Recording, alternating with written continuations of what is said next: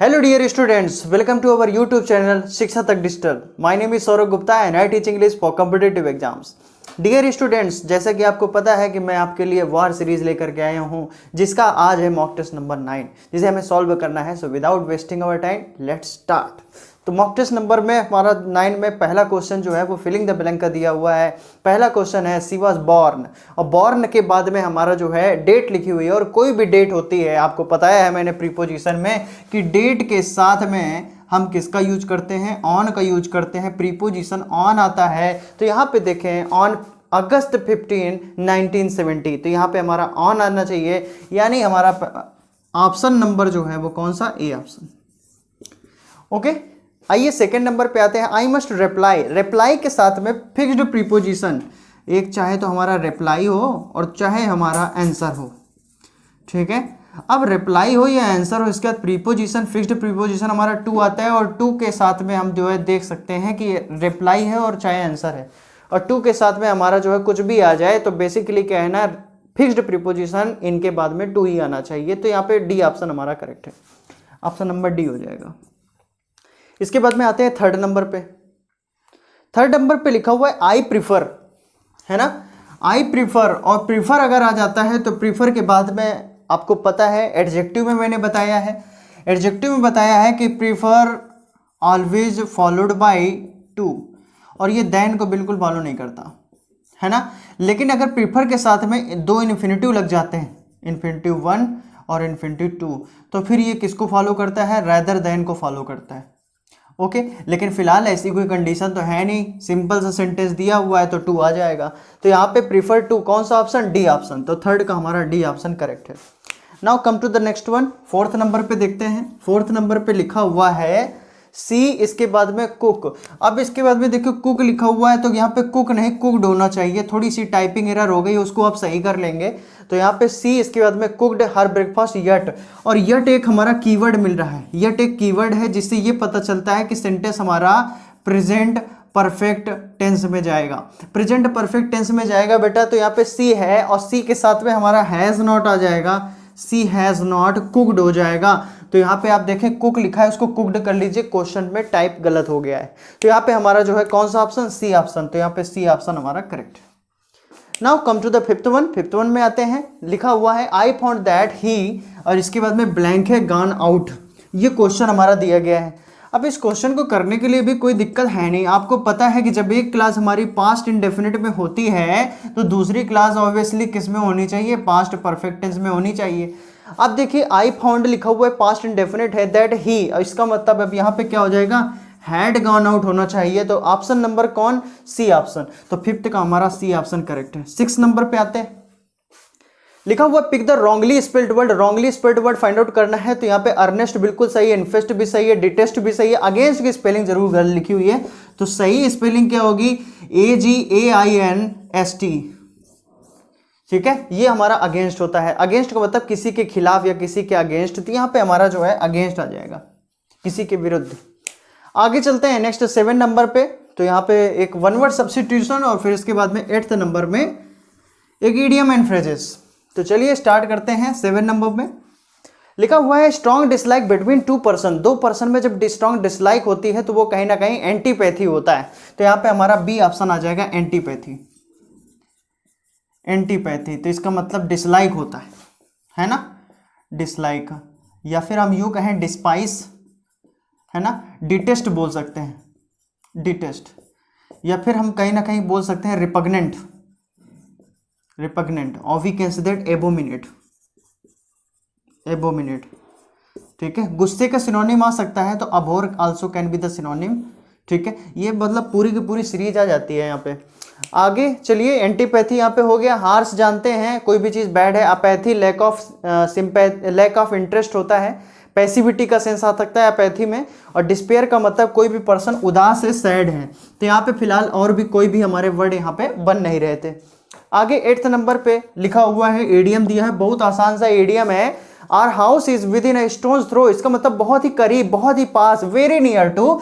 Option number C correct है। यहां तक क्लियर बेटा। आगे चलिए 9 नंबर पे, बहुत आराम से हम मॉक टेस्ट को सॉल्व कर रहे हैं, और देखिए स्पीड भी बिल्कुल मेंटेन है। Do not laugh at others, do not loaf address तो कहीं ना कहीं रिक्वेस्ट का सेंस तो बिल्कुल नहीं है। और यहाँ पे थर्ड फॉर्म आनी चाहिए, तो ए बी सी कैंसिल हो गए, एक ही बचा you are asked to, you are asked और निगेटिव है तो नॉट टू हो जाएगा, लॉफ एट अदर, तो यहाँ पे डी ऑप्शन हमारा 9th का बिल्कुल सही है। आइए नेक्स्ट आते हैं 10th नंबर पे। 10th नंबर और 11 नंबर पे हमारा जो है सिनोनिम दिया हुआ है और लायबिलिटी लिखा हुआ है। लायबिलिटी का मतलब उत्तरदायी होना, रिस्पॉन्सिबल है, जिसकी जवाबदेही बनती है। तो यहाँ पे देखिए डेब्ट का मतलब कर्ज होता है, तो ये तो बिल्कुल अलग हो गया वर्ड। एसेट आपका आएगा नहीं और क्रेडिट भी नहीं आएगा, तो यहाँ पे बेसिकली डेबिट, और डेबिट हमारा क्या ना कि कहीं ना कहीं डेबिट करता है, रुपए को निकालता है, तो भाई कहीं ना कहीं उसकी जिम्मेदारी बनती है। इस वजह से तो बेसिकली हमारा जो हमारा लायबिलिटी जो है उत्तरदायी है, उसका ऑप्शन जो हमारा आएगा वो डेबिट आ जाएगा। देनदारी जिसकी बनती है, तो भाई जो उत्तरदायी होगा उसी की देनदारी बनेगी, तो डेबिट आ जाएगा, बी ऑप्शन हमारा सही है। 11 नंबर पे आते हैं अप्रेज। अप्रेज से एक वर्ड बना भाई, प्राइवेट ऑर्गेनाइजेशन में बहुत ज्यादा बूम मच जाती है जब बात आ जाती है अप्रेजल की। अप्रेजल का मतलब होता है मूल्यांकन करना कि किसका कामकाज कैसा रहा, किसका कामकाज कैसा रहा, उस दायरे को लेकर के, उसको लेकर के अप्रेजल होता है। और अप्रेजल का मतलब मूल्यांकन, और मूल्यांकन का मतलब जज करना, मूल्यांकन का मतलब जज करना, तो जज करने का ही एक ऑप्शन दिया है, वो है हमारा डी ऑप्शन। तो 11 का हमारा डी ऑप्शन करेक्ट हो जाएगा। क्लियर है ना बेटा? चलिए आगे बढ़ते हैं। नेक्स्ट 12th नंबर पे आते हैं। फेमिनाइन यानी जेंडर का एक क्वेश्चन आ गया है, बहुत आसान सा क्वेश्चन है लेकिन इंपॉर्टेंट बहुत ज्यादा है, इसलिए मैंने इस क्वेश्चन को रखा है। बहुत बार रिपीट हुआ वो क्वेश्चन है। रैम लिखा हुआ है। रैम का मतलब देखिए तुरंत आपको लगेगा सीता कर दें या फिर कहीं ना कहीं लेडी से रिलेटेड होगा, लेकिन ऐसा नहीं है। यहाँ पे रैम का मतलब भेड़ की एक प्रजाति होती है जिसका जो फेमिनाइन होता है वो क्या होता है, इव होता है, इव होता है। तो यहाँ पे सी ऑप्शन आ रहा है, 12th का हमारा सी ऑप्शन करेक्ट है। 13 नंबर पे आते हैं। एडजेक्टिव फाइंड आउट करना है। एबिलिटी लिखा हुआ है, तो भाई कीवर्ड ही मैंने बताया है, एबल होता है। क्या होता है? एबल। तो यहाँ पे हमारा एबल यानी ए ऑप्शन, 13 का ए ऑप्शन हमारा करेक्ट हो गया ना भाई। 12 13 हो गए। इसके बाद 14 नंबर पे आते हैं। नरेशन का एक क्वेश्चन जबरदस्त सा, देखिए 14 नंबर है। He said, I clean my teeth twice a day। Habit बता रहा है, और जब हैबिट होती है तो बेटा मैंने कई बार बताया है टेंस चेंज नहीं होता। हैबिट होती है तो टेंस चेंज नहीं होता, टेंस हमारा वही रहेगा, बस केवल प्रोनाउन बदल दीजिए। तो he said that, इसका आई फर्स्ट पर्सन सब्जेक्ट के अकॉर्डिंग ही हो जाएगा, क्लींस हो जाएगा ही के अकॉर्डिंग, और his teeth हो जाएगा ट्वाइस अ डे। यानी 14 का हमारा जो ऑप्शन आ रहा है वो बी फॉर बेबी आ रहा है। इसके अकॉर्डिंग अब कोई भी ऑप्शन नहीं दिख रहे हैं, इसलिए हमारे सारे ऑप्शन गलत, बी ऑप्शन सही। आगे चलिए 15 16 एरर पर बेस्ड क्वेश्चन है, ये भी बहुत आराम से हो जाने चाहिए। 15 नंबर देखते हैं। क्वेश्चन लिखा हुआ है he has read 4 plays written by Shakespeare by the end of his vacation. ये क्वेश्चन लिखा हुआ है। अब 15 नंबर के क्वेश्चन को करने के लिए भाई दिमाग ज़्यादा लगाने की जरूरत नहीं है, कि मतलब कि अपने वेकेशन के अंत तक वो शेक्सपियर द्वारा लिखित 4 ड्रामे 4 प्लेज को पढ़ लेगा। तो ही विल हैव रेड हो जाना चाहिए, ही विल हैव रेड। तो यहाँ पे हमारा गलती कौन से ऑप्शन में? ए ऑप्शन में। थोड़ी टेक्निकल फॉल्ट है लेकिन हो जाएगा आसानी से सॉल्व।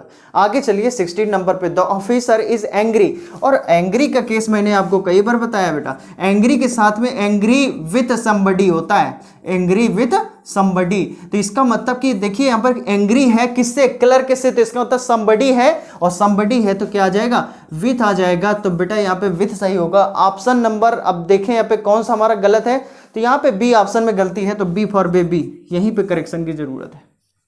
17 नंबर, 17 नंबर में अब आ गया है इफिमेरल। ठीक है, अब देखिए इफिमेरल आ गया है,